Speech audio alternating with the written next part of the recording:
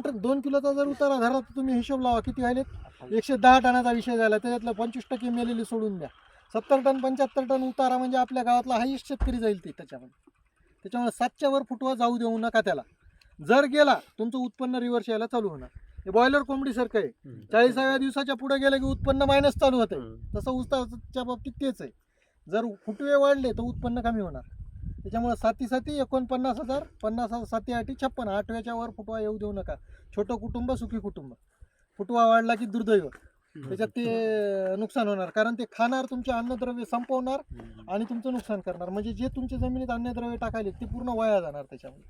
कारण एका रोपामागे एक जरी फुटवा वाया गेला तर तुमचा 8,000 ऊस मायनस चालला. 8,000 गुणिले 2 किलो 16,000 म्हणजे नियर अबाउट 10 टन 12 टन ऊस तिथं मायनस चाललाय तुम्ही.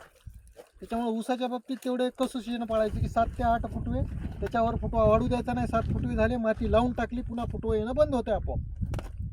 7 फुटव्याचे अंदाजे घ्यायचे, ठराविक अंतरावर 2-4 सराईमध्ये मोजायचे. 7 फुटवे झाले असतील, मोठी बाळबांधणी म्हणतो आपण, माती लावणं म्हणतो आपण, ते करून टाकलं की पुन्हा फुटवा फुटणं बंद होऊन जातं त्याच्यामध्ये.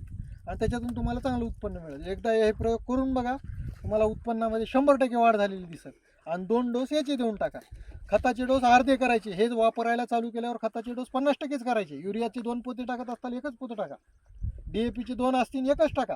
तुम्हाला खतामध्ये 100% रिझल्ट मिळेल. 2400 रुपयाचा DAP आहे ना तुमचा, 2400 रुपये मायनस करा, 1250 करा, 1250चं हे करा. बघा तुम्हाला उत्पन्नामध्ये काय फरक पडतो त्याच्यामध्ये. 100% रिझल्ट मिळतील त्याच्यामध्ये तुम्हाला. आणि ऊसामध्ये हे 8,005 तर ऊस फार चांगला आहे, उत्पन्नाला चांगला.